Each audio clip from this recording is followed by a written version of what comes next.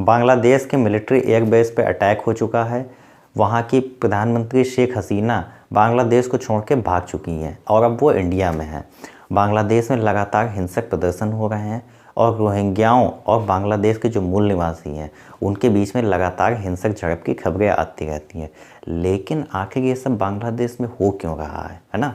सबसे बड़ी बात ये है। चलिए आज इसको हम समझने की कोशिश करते हैं। नमस्कार दोस्तों, आशा करता हूँ आप सब अच्छे होंगे।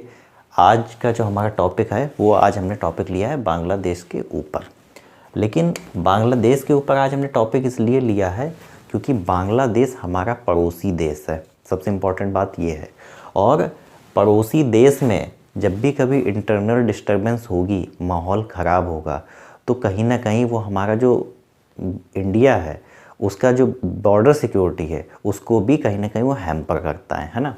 और पड़ोसी देश में किसी भी तरीके की गलत गतिविधि का होना, जाहिर सी बात है चाइना उसको अगेंस्ट टूल यूज़ कर सकता है इंडिया के, इसलिए भी बांग्लादेश काफ़ी इम्पॉर्टेंट हो जाता है। अभी चलिए समझते हैं आखिर ये सब बांग्लादेश में क्यों हो रहा है। बांग्लादेश में कुछ इंटरनल इश्यूज़ हैं जिसकी वजह से ऐसा हो रहा है। सबसे पहले आप ये अवामी लीग के ऊपर ध्यान दीजिए। जो बांग्लादेश की जो शेख हसीना है, जो जनवरी 24 में जब वो 5वीं बार प्रधानमंत्री बन के आई तो वो अवामी लीग को ही रिप्रेजेंट करती हैं।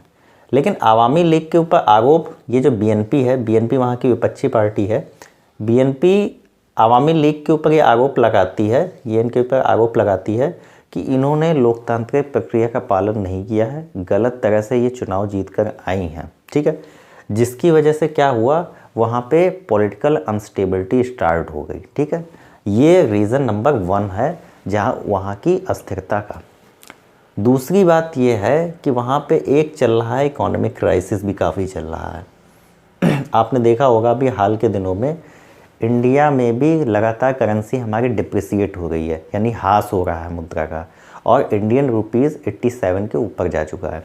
ठीक इसी तरीके से बांग्लादेश में भी लगातार करेंसी जो है ना वो डिप्रिसिएट हो रही है, जिसकी वजह से वहाँ पे लगातार महंगाई बढ़ रही है, ऑयल और फूड के प्राइस बढ़ रहे हैं। देखिए, किसी भी इंसान की जो बेसिक नीड होती है वो रोटी कपड़ा और मकान होती है, लेकिन अगर उस चीज़ के दाम आसमान छूने लगेंगे तो जाहिर सी बात है वहाँ पे असंतोष बढ़ने लगेगा वहाँ की जनता के बीच में।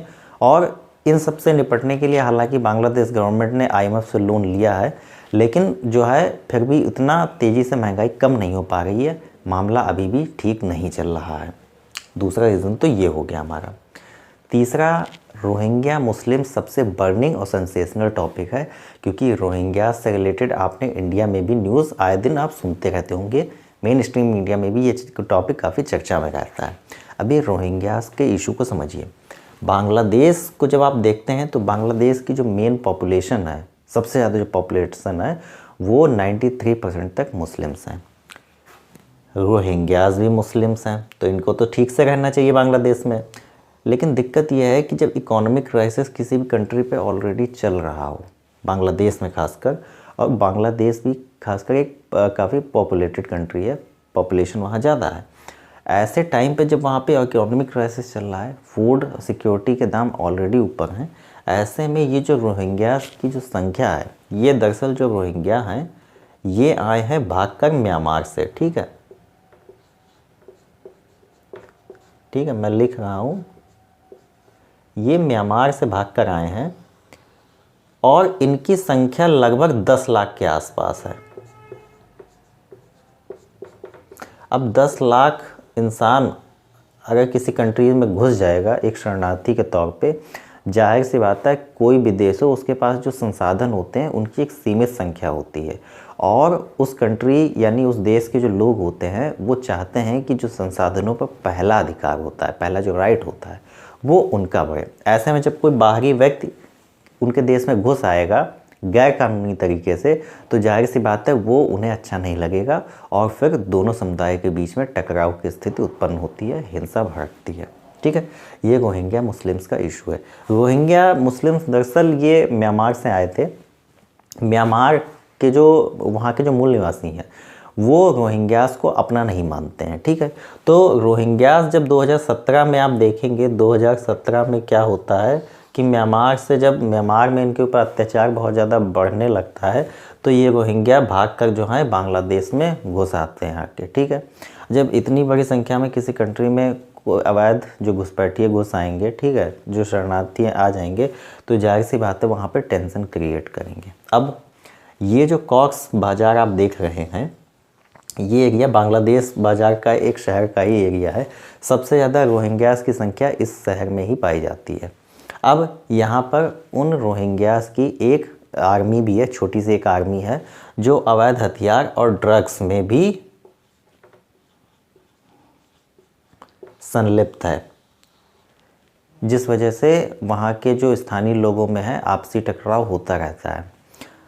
एक और कंसर्न बांग्लादेश के जो लोकल्स हैं, वहाँ के जो मूल निवासी हैं, उनका ये भी है कि जब इतनी बड़ी संख्या में जो है बांग्लादेशी यानी म्यांमार में जो रोहिंग्यास हैं बांग्लादेश में आ जाएंगे, तो वहाँ का जो डेमोग्राफी है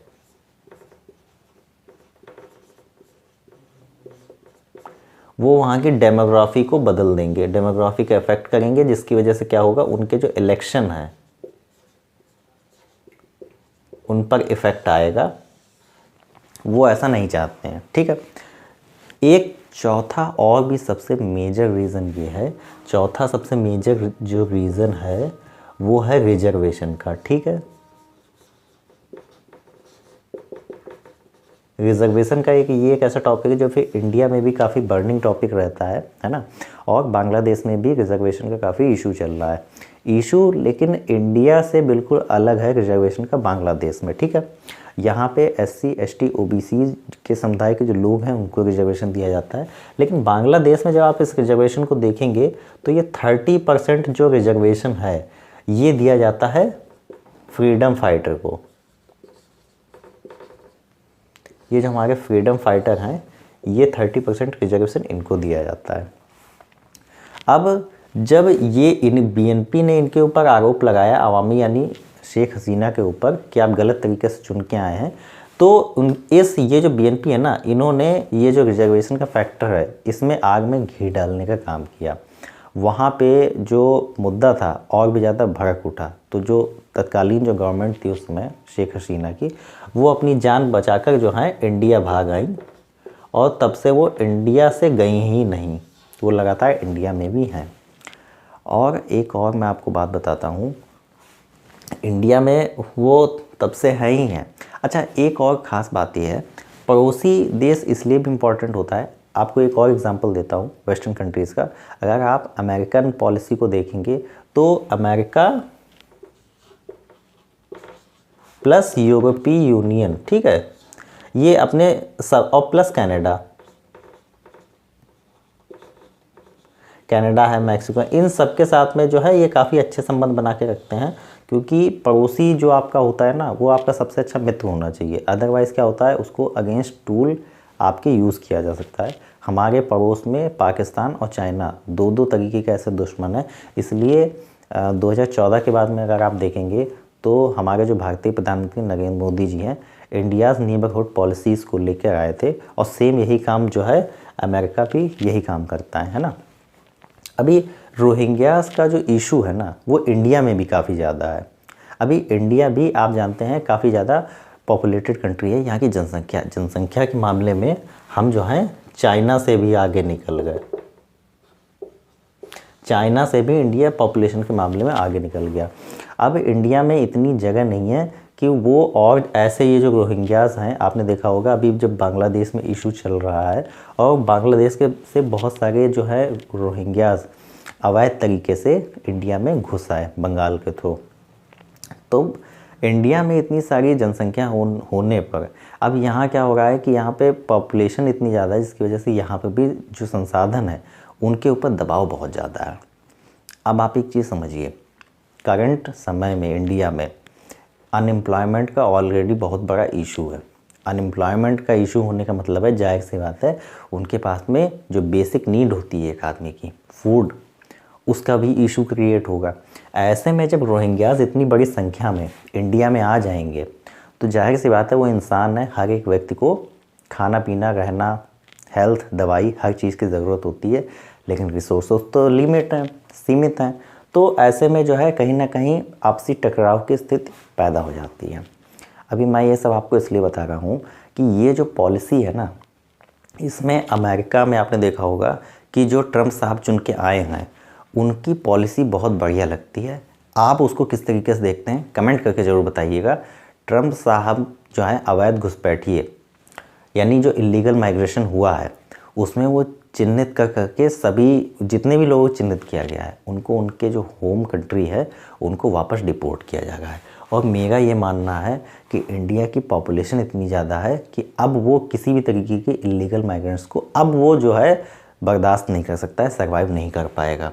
तो इंडिया को भी क्या करना चाहिए, जो इंडिया में रोहिंग्यास का इशू है या कोई भी व्यक्ति जो इलीगल तरीके से इंडिया में आया है उन सबको चिन्हित करके उनके होम कंट्रीज़ वापस भेज देना चाहिए। रोहिंग्यास का क्योंकि बड़ी मात्रा में इशू है, तो बांग्लादेश में क्योंकि इनके ऊपर काफ़ी अत्याचार हुआ है जिस वजह से भाग कर यहाँ आए हैं, और म्यांमार भी इन्हें अपना नहीं मानता है। तो ये दुनिया के अगर वर्ल्ड की अगर आप दृष्टि से देखेंगे तो सबसे बड़ी संख्या में जो हैं ऐसे शरणार्थी हैं जिनका कोई होम कंट्री नहीं है। सबसे बड़ी प्रॉब्लम के साथ में ये है। लेकिन इंडिया को इन्हें बांग्लादेश वापस भेजना चाहिए उनकी सुरक्षा के साथ। बांग्लादेश से बातचीत करके समस्या का हल निकाला जाना चाहिए। ये मेरा पर्सनल ओपिनियन है। आप इस ओपिनियन पर क्या सोचते हैं प्लीज़ कमेंट करके इसको ज़रूर बताइएगा, है ना। ये सारी चीज़ें जो हैं बांग्लादेश में चल रही हैं। बांग्लादेश में इंटरनल डिस्टर्बेंस के इतने सारे रीज़न हैं, है ना। और अभी खबर आ रही है कि बांग्लादेश में सैन्य तख्ता पलट भी हो सकता है क्योंकि सेना और जो गवर्नमेंट है उनके बीच में बहुत ज़्यादा बन नहीं रही है ना। ये सारी चीज़ें आज की वीडियो में है। आई होप आपको वीडियो पसंद आया होगा। अगर आपको हमारा वीडियो पसंद आए तो इसे लाइक करें, चैनल से नहीं जुड़े हैं तो इसे सब्सक्राइब कर लें। रेगुलर फीडबैक्स और इंपॉर्टेंट नोटिफिकेशन आपको मिलते रहेंगे। आज की वीडियो में बस इतना ही। तब तक के लिए सेफ रहिए, सुरक्षित रहिए। जय हिंद दोस्तों।